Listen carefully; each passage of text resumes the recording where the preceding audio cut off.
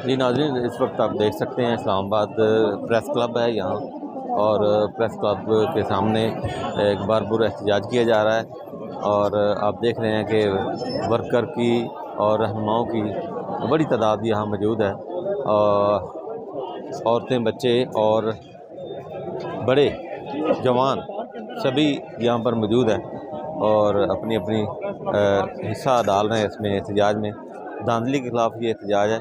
ये आप देख सकते हैं, ये बच्चे भी हैं और बच्चे भी फिर हैं, यहाँ पर औरतें भी हैं। मैं कोशिश करता हूँ यहाँ पर किसी से बात करूँ ताकि आपको साफ हो जाए। ये मेरे पास, मेरे सामने ये पीछे औरतें खड़ी हैं। आप बात करना चाहेंगे जी आज के प्रोटेस्ट के बारे में? जी बिल्कुल करें बात। आज हम लोग आए हैं एक्चुअली कि हमने जो वोट डाला था फरवरी 8 को, बहुत मान से डाला था। 2 साल इंतज़ार किया कि कानून के मुताबिक एक्शन लेना चाहिए, आइन के मुताबिक, लॉ के मुताबिक डाल दिया वोट। रात को खुशखबरी कि जीत रहे शोएब शाहीन हमारे सेक्टर से थे, सुबह उठे वो हार गए।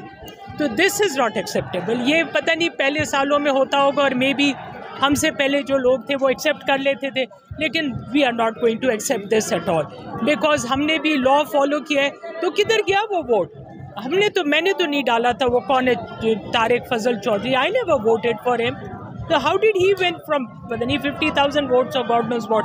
तो ये तो सरासर झूठ है, धांधली है, फरेब है, and we are not putting up with this चीज। अच्छा, आप आइंदा आने वाली जो हुकूमत है जिससे उन्होंने भी इनकार कर दिया है, चोरों ने भी, चोरी करने वालों ने, हाँ। तो क्या देख रहे हैं आप? आई डोंट नो, हमें तो यही देख रहे हैं कि Imran has to come back. Without Imran there is no Pakistan. It's so clear. मतलब इसमें तो सोचने की ज़रूरत ही नहीं है। वोट तो हमने इमरान को डाला है ना। उसका कैंडिडेट चाहे शोएब शाहीन था, चाहे कोई और था, हम तो नहीं जानते उनको।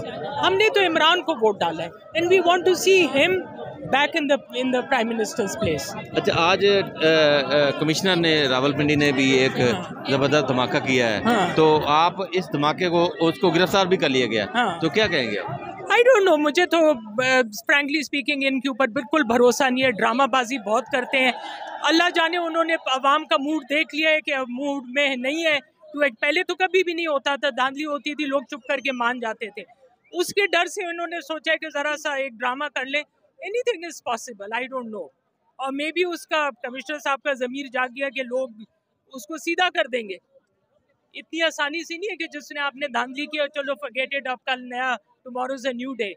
तो आप समझते हैं कि आने वाले दिनों के अंदर और भी इदारे के जो लोग हैं, सरबराहान हैं, वो इस तरह की बात करेंगे? बिल्कुल करेंगे। अपनी जान तो हर बंदा बचाएगा। तो अब दे सी कि द विंड्स आर चेंजिंग, तो फटाफट अपनी वो भी चेंज कर लो, किबला भी चेंज कर लो। How can you trust such people? जी नाज़रीन, ये आप देख रहे हैं, ये मूड है लोगों का। तो यहाँ पर और भी ख़वातीन खड़ी हैं, इनसे बात करना चाहूँगा मैं। तो आप बताएं कि आज का जो प्रोटेस्ट बड़ी तादाद में इस्लामाबाद और पिंडी के लोग निकले हैं, तो आप जो घरों में बैठे लोग, उनको क्या पैगाम देना चाहेंगे? मैं ये कहूँगी जी, अपना राइट प्रोटेक्ट करना है, आपको निकलना होगा। ये चीज़ें एक्सेप्टेबल नहीं है। अगर हम चुप करके बैठ गए तो हमेशा से यही होगा, हमेशा हमारे साथ ये होगा। जो हम वोट करेंगे, क्या फ़ायदा है उसका? क्या फ़ायदा है जब हमारी मर्जी के मुताबिक चीज़ें नहीं हो रही? तो उसका कोई फ़ायदा नहीं है। हमें सबको निकलना होगा और अपनी मनमानी पड़ेगी। अगर वोट के नहीं मानते तो हमें खुद मनमानी पड़ेगी, ज़ोर से मनमानी पड़ेगी। अच्छा, ये आज का पूरा अमन एहतजाज है और आइंदा भी हमेशा पूरा अमन जो है एहतजाज जारी रखा जाना चाहिए? जी बिल्कुल, पुरअमन तो बहुत ज़रूरी है, क्योंकि देखें जहाँ यहाँ पे ख़वातीन आई हुई हैं, बच्चे आए हुए हैं, आप देखें कितने बच्चे आए हुए हैं। ये होना पुरअमन ही चाहिए, और पुरअमन ही ऐसी चीज़ होती है जो जाके समझ आती है लोगों को। अगर लड़ाई झगड़ा फसाद होगा तो लोगों को भी नहीं समझ आएगी, वो कहेंगे कि हम इसका हिस्सा नहीं बनना चाहते। और हम लोग भी यही चाहते हैं कि जमहूरी तरीके से, एक शरीफों के तरीके से हमारी बात मानी जाए, और अगर नहीं मानेंगे तो फिर हमारे पास और क्या ऑप्शन है? यही है ना कि सड़कों पे निकल आए। तो मेरा तो सबको ये होगा कि अपने हक के लिए निकले। अच्छा, ये बताएं कि पीटीआई जो है वो 2014 से, बल्कि इससे भी पहले से सड़कों पे है, तो अभी तक कोई हल वाज़े तौर पर नहीं निकला। तो अब मजीद कोई आप मशवरा देना चाहें? देखें जी, ये तहरीकें जो है 2 दिन 3 दिन में नहीं होती, 2-3 सालों में भी नहीं होती। इनको 20 से 12 साल लग जाते हैं। तो हमें करना पड़ेगा और कंसिस्टेंटली करना पड़ेगा। लोगों को समझ आए कि हम उनकी बंद कमरों के फैसले नहीं मानने वाले। तो ये तो होगा। अच्छा, अभी मुख्तलिफ इदारों के सरबराहान जो हैं उनका ज़मीर जागा है। अभी आज रावलपिंडी के कमिश्नर ने कहा है। जी मैंने सुना। जी जी, आप क्या कहेंगी? मैं कहती हूँ देर आए दुरुस्त आए। बड़ी बात है कि कोई अपनी गलती मान ले। यहाँ पे तो कोई अपनी गलती नहीं मानता। अगर वो मान गए अपनी गलती तो फिर सुना जाए उनको।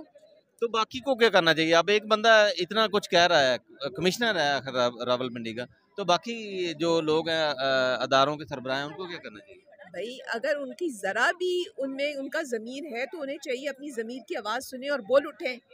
ये काम ख़त्म करें, ये बेईमानी का काम। एक दिन हमने सब ने अल्लाह को दिखानी है शक्ल, हमने हिसाब देना है सब। किस तरह हम चुप रह के बात करेंगे? कैसे कहेंगे कि हमने ये काम किया, चोरी की और अपना ईमान बेचा? ये तो कोई तरीका नहीं है। मतलब मुझे यकीन है कि ये जो लोग कर रहे हैं इनको यकीन है दिल से कि अल्लाह और हिसाब का दिन नहीं है। जी, ये देखें जी, ये ख्याल है लोगों का यहाँ पर। मरवत जो है वो उनका खिताब जारी है। यहाँ मेरे पास एक और खतून खड़ी हैं। आप बात करेंगी? आप आज के धरने के बारे में, आपके एहतजाज के बारे में आज जो हो रहा है पीटीआई का, कुछ कहें जरा। देखिए, सीधी सी बात है कि जब आवाम का आप आखिरी उम्मीद, एक आखिरी हक जो उनके पास है वोट की सूरत में, कि जो इतने अरसे से एक पार्टी के साथ इतनी आपने ज़्यादती करके उनको आपने घर बिठा दिया, लीडरशिप जेल में है, आप उनके साथ जो जुल्म जो ज़्यादती आप कर सकते हैं वो करके, तो आप एक इंतखाब के ज़रिए एक वोटर के दिल में होता है कि मैं इसका बदला वोट से लूँगा। तो जब आप वो उम्मीद भी उसकी छीन लेते हैं तो फिर इस तरह आपको सड़कों पर ही लोग और आवाम केओस के साथ नज़र आएंगे और ये चीज़ें फिर वक्त के साथ साथ बढ़ती ही जाएंगी अगर इसको तरीके से और अच्छे से मामलात को अगर हल नहीं किया जाएगा और लोग इसमें अपनी जिद और अना को छोड़ के मुल्क की बेहतरी का फैसला नहीं करें, क्योंकि अवाम ने जिसको चूज़ किया है, अवाम ने जिसको मैंडेट दिया है, हुकूमत भी उन्हीं की होनी चाहिए। अच्छा, आज एक नई बहस निकली है, वो ये है कि कमिश्नर रावलपिंडी ने ये प्रेस कॉन्फ्रेंस की है कि मुझसे धांधली करवा रहे थे। तो इसी तरह बाकी मुल्क के अंदर भी ऐसा हुआ, क्या बाकी लोगों को भी ऐसा करना चाहिए? मेरा ख्याल है कि ये कोई पहली बात नहीं है कि उनको बहुत जल्दी ख्याल आया। हमने मौलाना फजलुर रहमान का भी अभी थोड़ा 1-2 दिन पहले बयान देखा था कि उन्होंने किसके कहने पे वोट ऑफ नो कॉन्फिडेंस की। तो जो 16 महीने उन्होंने बहैसियत पीडीएम सरबराह के मज़े उड़ाए और सब कुछ किया, तो ये ज़मीर उनका उस वक्त क्यों नहीं जागा? तो मेरा सवाल कमिश्नर रावलपिंडी से यही है कि जब वो धांधली के ऑर्डर दे रहे थे तो ये ख्याल उन्हें उस वक्त क्यों नहीं आया कि मैं ऑर्डर गलत दे रहा हूँ और मैं किसी को जवाब दे हूँ। मैं जब एक हल्फ उठाता हूँ अपने काम का तो वो किसके लिए जवाब दें? वो अपने सरबराहों को या जो उनके हक़ाम आला है उनके लिए है, या वो आवाम की जिम्मेदारी है उनके ऊपर? अच्छा, ये आपने ये बड़ी अच्छी बात की है कि उनका पहले ज़मीर क्यों नहीं जागा? अब सारा कुछ हो गया तो अब वो ये सारा कुछ कर रहे हैं, ये कोई ड्रामेबाजी है? मुझे तो यही लगता है, क्योंकि अगर आपको ये लगता है कि जब हवा बदल रही है, अगर आपको एक मखसूस सिमत में चीज़ें चलती हुई लगती हैं तो आप बड़े लोगों के ज़मीर जागेंगे, बड़े लोगों को ख्याल आएगा कि ओहो हमसे तो गलती हो गई। ये पहले क्यों नहीं ख्याल आया जब इतना जुल्म, इतना जबर? ये मैंने बड़ा लोगों को देखा, पीपल्स पार्टी के लोगों ने भी कहा कि जी हम बड़े जमहूरियत पसंद थे और हमने बड़े डंडे खाए। जो कुछ पिछले 2 साल में हुआ है, मुझे कोई पार्टी दिखा दें, और पीपल्स पार्टी अगर खुद को जमहूरी पार्टी कहती है, वो ढाका को मुझे जस्टिफाई करके दिखा दें। जुल्फ़िकार अली भुट्टो से बड़ा गैर जमहूरी शख्स कोई नहीं था। अगर वो अपने आप को जमहूरी कहते हैं तो वो किस मुंह से अपने आप को जमहूरी कहते हैं? बहुत बहुत शुक्रिया, बहुत बहुत। ये नाज़रीन आप देख सकते हैं, ये इस वक्त पूरी की पूरी जो है पीटीआई इस वक्त लगता है इस्लामाबाद की बाहर निकल आई है और इंशाल्लाह आपको और भी दिखाते हैं।